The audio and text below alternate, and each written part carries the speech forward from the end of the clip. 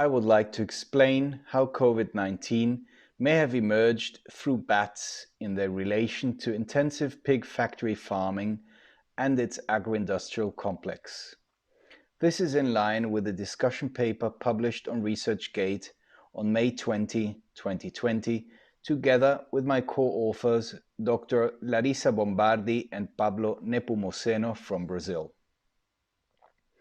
My name is Dr. Imo Norman Fiebrich from Germany. I am a licensed pharmacist and I did my PhD in biochemistry. Amongst the many things I learned from my early research work is that pigs' organs, their digestive system and the structure of their mucus secretions are very similar to humans.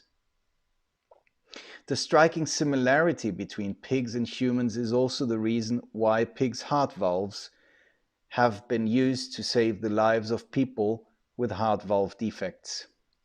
The pig has been kept traditionally by humans as a domestic animal because it happily eats and converts our food leftovers to protein. This leads us to the concept of zoonosis. A zoonosis is an infectious disease that jumped from a non-human animal as primary host to one human and from there to other humans. This risk for zoonosis may have started with the human populations augmenting and threatening other animals' habitats. On the other hand, animal husbandry from early peasant farming may have caused the necessary long-term coexistence between formerly wild, now domesticated farm animals and human beings. However, whether a zoonosis causes no symptoms in humans at all, or instead turns into a life-threatening pandemic crushing modern civilization, is another story. The risk from zoonoses, however, may have risen drastically within the last decades as a result of global factory farming. In these industrial systems, the creatures are turned into protein-producing machines void of dignity. They become more vulnerable to disease because of overcrowding-related stress. Any emerging zoonoses might not have been monitored and reported adequately here. The MERS and SARS-CoV-1 pandemics from the recent past should have been a warning of the potential lack of appropriate and global risk management practice. The narratives about the emergence of COVID-19 in the media seem to me more like a desperate struggle to find a scapegoat, be it a bat, a pangolin, or a virus engineer. I spoke to my colleague Larissa about my doubts. She's professor of geography at the University of São Paulo and a leading expert on the use of agrotoxics in Brazil. She told me that she knows Wuhan primarily for its high density of pig factories and not so much for its wild animal markets. That sparked off a series of thoughts and associations between the two of us, which led to a sort of science fiction narrative I called the Corona Triangle. The epidemiologic combination of circumstances involved bats as primary host, factory pigs as secondary host, and humans as tertiary host. I cannot get into detail here, but you're welcome to read it on Researchgate. To support our Corona Triangle hypothesis, we mapped cases of COVID-19 in humans in the state of Santa Catarina in Brazil. Pablo, researcher and specialist technician in Geoinformation Services, GIS, at the University of São Paulo's Geography Department, supported us. He overlaid maps of pig factory farms, and stunningly, there was a strong overlap between high pig densities in the inland part of Santa Catarina and high COVID-19 infection rates in humans, in spite of relatively few people living there. So we asked, did factory farm workers get reinfected from diseased pigs before infecting once again their community?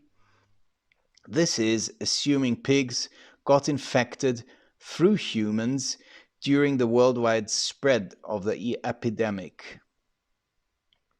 Only a few days after our conspicuous mapping results, the media reported outbreaks of COVID-19 precisely in factory farm workers and slaughterhouse workers from Germany, the Netherlands, and the USA.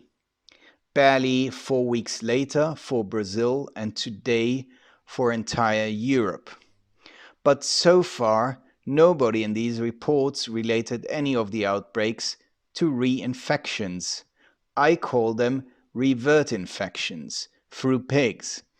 They would rather relate the outbreaks with the housing conditions of the workers infecting one another, which would certainly also be a factor. We are currently mapping other areas whilst fighting for essential funding and data. Any such support would improve and speed up the generation of more reliable evidence, and we explicitly welcome persons or entities willing to come forward with support to map other countries and areas. What seems to be lacking completely is a will to test the pigs for SARS-CoV-2.